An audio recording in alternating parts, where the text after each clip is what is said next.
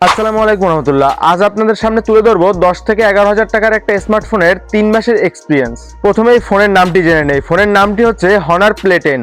আমরা আজ তুলে ধরবো এই ফোনটার ক্যামেরা কোয়ালিটি কেমন এবং গেম খেলার জন্য কতটুকু ভালো হবে। তো প্রথমেই বলে নেই, এই ফোনটার রিভিউ আপনারা বিভিন্ন টেক ইউটিউবারের থেকে দেখে নিয়েছেন। আমি জাস্ট আজকে এক্সপ্লেন করব 3 থেকে 4 মাস ব্যবহারের এক্সপিরিয়েন্স। তো 3 থেকে 4 মাস ব্যবহার করার পরেও সব থেকে বেশি ভালো লাগার যে জিনিসটা চোখে পড়লো সেটা হচ্ছে এখনো পর্যন্ত ভালো ফিঙ্গারপ্রিন্ট এফোর্ট দিয়ে থাকে এবং ফেস লগেও খুব ভালো একটা এফোর্ট দিয়ে থাকে। এই ফোনটি যেহেতু একটা বাজেট ফ্রেন্ডলি ফোন, তারপরে এই ফোনটা চালানোর ক্ষেত্রে কোনো ধরনের তেমন একটা ল্যাগ দেখা যায় না। যেহেতু গেমিং পারফরমেন্স এবং ক্যামেরা কোয়ালিটি এক্সপ্লোর করব, তাই প্রথমেই চলে আসি এটার প্রসেসর নিয়ে। এটার প্রসেসরে ব্যবহার করা হয়েছে মিডিয়াটেক হেলিও G81, যেটা এই বাজেট রেঞ্জে খুব ভালো একটা প্রসেসর, যাতে আপনি টুকটাক গেমিং এর সাথে ফ্রি ফায়ারও রান করতে পারবেন। যেহেতু খুব বাজেট ফ্রেন্ডলি একটা ফোন, তাই আলট্রা কোয়ালিটিতে ফ্রি ফায়ার খেলা যাবে না, কিন্তু অন্যান্য যেসব লাইট ওয়েট গেম রয়েছে সেগুলোকে খুব ভালোভাবেই হ্যান্ডেল করতে পারে এই ডিভাইসটি। এই ফোনটিতে 90 হার্টজ পর্যন্ত রিফ্রেশ রয়েছে। এখন অনেকেই বলতে পারেন 120 হার্টজ রিফ্রেশ কেন দেওয়া হয়নি। আমি বলতে চাই এই ফোনটি খুবই লো একটা বাজেটের ফোন, তাই এই ফোনে এমনটাই হওয়া স্বাভাবিক। বাট 3 থেকে 4 মাসের এক্সপিরিয়েন্সে এতটুকু বলতে পারি, 90 হার্টজ রিফ্রেশে আপনার কোনো ধরনের ল্যাগই ভাব দেবে না। এই ডিভাইসটি বর্তমানে অ্যান্ড্রয়েড 15 রান করছে। বাড়িতে যদি কোনো ধরনের ছোট বাচ্চা কাচ্চা থাকে, তাদেরকে যদি এই ফোনটি দেওয়া প্রয়োজন পড়ে গেম খেলার জন্য বা কোনো ধরনের ভিডিও দেখার জন্য, তাহলে এই ফোনটি কোনোভাবেই ল্যাগ করবে না, এতটুকু কথা দিচ্ছি। এই ফোনটি ভালোভাবেই এফোর্ট দিতে পারবে। এবং আরেকটা জিনিস লক্ষণীয়, সেটা হচ্ছে এই ফোনটি মোটামুটি বিল কোয়ালিটি ভালোই শক্তপোক্ত রয়েছে। বাচ্চা কাচ্চার হাত থেকে যদি এই ফোনটি পড়েও যায়, তারপরেও ভেঙে যাওয়ার পসিবিলিটি খুবই কম। আরেকটা জিনিস বলে রাখি, সেটা হচ্ছে একটা বাজেট ফ্রেন্ডলি ফোনে খুব যেটা লক্ষণীয় সেটা হচ্ছে ব্যাটারি কোয়ালিটি। ব্যাটারি এটাই দেওয়া হয়েছে 5000 mAh এর ব্যাটারি এবং 10 ওয়াটের একটা চার্জার। এখানে আমার একটা অবজেকশন রয়েই গেল, সেটা হচ্ছে 80 ওয়াটের একটা চার্জার যদি দেওয়া হতো তাহলে এটা অনেক বেশি ভালো হতো। বাট 10 ওয়াটের চার্জারও খুব দ্রুতই চার্জ করে, যেহেতু 5000 mAh এর একটা ব্যাটারি। তো আশা করি সমস্যা হবে না। আপনি লাইট ওয়েট যদি চালান, মোটামুটি 1 থেকে 1.5 দিন এটা খুব সুন্দরভাবে স্মুথলি চালাতে পারবেন। আর যদি খুব হাই কোয়ালিটি ভাবে চালাতে যান, তাও প্রায় 1 দিনের কাছাকাছি চলে যাবে আশা করি। তো এই ফোনটিতে র্যাম দেওয়া হয়েছে 4GB এবং ইন্টারনাল স্টোরেজ দেওয়া হয়েছে 128GB। এটা খুব খারাপ একটা কম্বো এটাও বলা যায় না, কারণ এই বাজেট রেঞ্জেই আপনি 464GB এর একটা কম্বো পেয়ে যান। তো সেই ক্ষেত্রে এখানে ইন্টারনাল স্টোরেজ যেহেতু 128GB দিয়েছে, তাই তেমন একটা খারাপ না। তো এই ডিভাইসের প্রসেসর সম্পর্কে মোটামুটি একটা ধারণা আমাদের আসলো, এবং গেম খেলার জন্য কতটুকু কি হবে সেটা আপনারাই বুঝতে পেরেছেন আশা করি। যেহেতু মিডিয়াটেক হেলিও G18 প্রসেসর রয়েছে, তো এটা গেম খেলার জন্য একটা খারাপ ডিভাইসও না এই বাজেটের জন্য। এই বাজেটে মোটামুটি একটা ভালো একটা ডিভাইস। তো এখন আমরা অধীর আগ্রহ নিয়ে যে জিনিসটা দেখার জন্য আছি, সেটা হচ্ছে ক্যামেরা। এটার ক্যামেরা কোয়ালিটি কেমন। তো প্রথমেই বলে নেই, এটার ব্যাক সাইডে যে ক্যামেরাটা রয়েছে, এই ক্যামেরাটা হচ্ছে 13 মেগাপিক্সেলের একটা ক্যামেরা, এবং সামনে ফ্রন্টে যে ক্যামেরাটা রয়েছে এই ক্যামেরাটা হচ্ছে 5 মেগাপিক্সেলের একটা ক্যামেরা। বাট এই ক্যামেরা নিয়ে তেমন একটা হতাশ হবেন না, আপনাদের যদি একটু দেখাই। তো সামনের ক্যামেরাটা দিয়ে যদি আমি একটু ভিডিও করে দেখাই, তাহলে দেখতে পারবেন এমন একটা আউটপুট দিচ্ছে। মোটামুটি আর কি এভারেজ।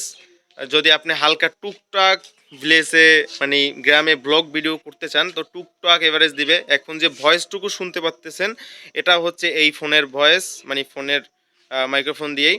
তো কেমন ভয়েসটা এবং ভিডিও কোয়ালিটি কেমন আশা করি জানাবেন। তো এই ফোনটি যদি আপনি ভিডিওগ্রাফির জন্য বা আদার মোটামুটি ফটোগ্রাফির জন্য কিনেন, আমার মনে হয় না তেমন একটা ভালো আউটপুট দিবে। বাট টুকটাক যদি আপনি ব্যবহারের জন্য বা টুকটাক ছবি তোলার জন্য, লাইট ওয়েট যেসব ছবি আছে বা কোথাও ঘুরতে গেছেন ফ্যামিলি নিয়ে, সেটা তোলার জন্য যদি কোনো ডিভাইস চান, তো সেটা মোটামুটি একটা ভালো রেজাল্ট আশা করি দিবে। এটার যদি সেলফি আমি দেখাই, তো ভালোভাবে যদি সেলফি দেখাই, আমি কয়েকটা স্ক্রিনে দিয়ে দেব সেলফি কেমন কি হয়। তো আপনারা একটু ডিসাইড করবেন যে এটার সেলফিগুলো কেমন। এবং যেহেতু 5 মেগাপিক্সেলের একটা ক্যামেরার সামনে, তো সেলফি যতটুকু আর কি হওয়ার কথা, আমি সেলফি আরো কিছু দিব, সমস্যা নাই। তো এখন আসি ব্যাক সাইডের ফটো নিয়ে। ব্যাক সাইডের ফটো যেহেতু 30 মেগাপিক্সেলের একটা ক্যামেরা, তো এটা দূরে বসে যদি আমরা তুলি, তো তেমন একটা রেজাল্ট আসে না, একটু যেহেতু রেজলিউশনটা কম। কিন্তু যদি কোনো কিছুর ছবি তোলার ক্ষেত্রে যদি কাছে গিয়ে ছবিটা তুলি, তাহলে খুব ভালো একটা আউটপুট আমাদের দেয় এটার ক্যামেরা থেকে। তো আমি স্ক্রিনে কিছু ছবি দিয়ে দিচ্ছি, আপনারা এটা দেখে নেবেন যে এটার ক্যামেরা কোয়ালিটি কেমন। তো আশা করি মোটামুটি এভারেজ এই বাজেটের মধ্যে এভারেজ হবে। তো এখন যদি আসি ভিডিওর ক্ষেত্রে, তো ভিডিওর ক্ষেত্রে সর্বোচ্চ এটা 1080p-তে এবং 30 fps-এ ভিডিও রেকর্ড করতে পারে। আর সামনের ক্যামেরাটাও মোটামুটি 1080p-তে এবং 30 fps-এ ভিডিও রেকর্ড করতে পারে। এটার ভিডিও কোয়ালিটি যদি আপনাদেরকে দেখাই তাহলে বুঝতে পারবেন। এটার ভিডিও কোয়ালিটি এভারেজ, মোটামুটি একটা এভারেজ ভিডিও কোয়ালিটি। তো আশেপাশে যদি আমরা এমন ভিউ নেই এই যে কাছ থেকে, তখন দেখা যায় ব্যাকগ্রাউন্ডটা হালকা ব্লার করে এবং ভালো একটা মোটামুটি আউটপুট দিয়ে থাকে। আমরা যদি কোনো গাছপালার ভিতরে যদি ভিডিওগুলো করি তাহলে সুন্দর একটা ডিসেন্ট আউটপুট দিয়ে থাকে, যেটা সত্যি অনেক ভালো লাগে। যদি কোনো ভিলেজ ব্লগার হয়ে থাকেন তাহলে এটা ভালো লাগবে আশা করি। আর যদি মনে করেন এমনি সামনে থেকে, এখানে প্রচণ্ড রোদ, তারপরেও দেখাই এই যে স্টেবিলিটি একটু দেখেন আপনারা। স্টেবিলিটি মোটামুটি আমি ভালোভাবেই হাঁটতেছি, স্টেবিলিটি এই যে। তো ভিডিও এই যে যদি কাছে গিয়ে যদি করি এমন এমন ভিডিও আসে, ভিডিও একেবারে খারাপ না। আর যদি একটু ব্লগ সিস্টেমে করতে যাই তাহলে দেখতে পাবেন যে এই ধরনের ভিডিও পাবেন বর্তমানে যেটা পাচ্ছেন। তো এই ধরনের ভিডিও যদি আপনি এই ফোনটা দিয়ে যদি ব্লগ করতে চান তাহলে এই ধরনের আউটপুট মোটামুটি পাবেন। আশা করি এই ফোনটা দিয়ে কিভাবে কি ব্লগ করবেন একটা কম বাজেটের ফোন দিয়ে, তাও আমি একটা ভিডিওতে তুলে ধরবো। তো সেই সময় দেখতে পাবেন যে এই বাজেটে কিভাবে কি ব্লগ বা ব্লগ ভিডিওগুলো এডিট করবেন সুন্দরভাবে আমি সাজিয়ে তুলবো। আরেকটা কথা সেটা হচ্ছে এই ফোনটার যে লুক, এই লুক দিয়ে আপনি যদি কোনো ধরনের ভিডিওগ্রাফি করে থাকেন তাহলে আশা করি একটা প্রফেশনাল ভাব চলে আসবে। তো এই ফোনটার মোটামুটি সবকিছু পারফরমেন্স এবং ক্যামেরা কোয়ালিটি দেখতে পেলেন। আর এই ফোনটা দিয়ে যেহেতু বাজেট ফ্রেন্ডলি একটা ফোন, আর বাজেট ফ্রেন্ডলি ফোন দিয়ে যদি কেউ ব্লগ ভিডিও করতে চান তাহলে কিভাবে কি করবেন এটা নিয়েও সামনে ভিডিও আসবে।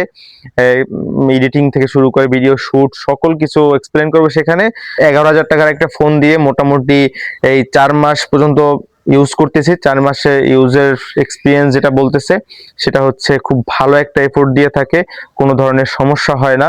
যেহেতু লাইট ওয়েট একটা ফোন, আমরা চালাইও লাইট ওয়েট ভাবে, যদিও তেমন ভাবে ফ্রি ফায়ার খেলা হয় না, বাট অন্য সকল ধরনের গেমস ভালোভাবে রান করা হয়। তো আপনারা ডিসাইড করবেন যে এই ফোনটা কিনবেন কি না। তো ভিডিওটি ভালো লাগলে অবশ্যই একটা লাইক করে দিবেন এবং চ্যানেলটিকে সাবস্ক্রাইব করে সাথেই থাকবেন।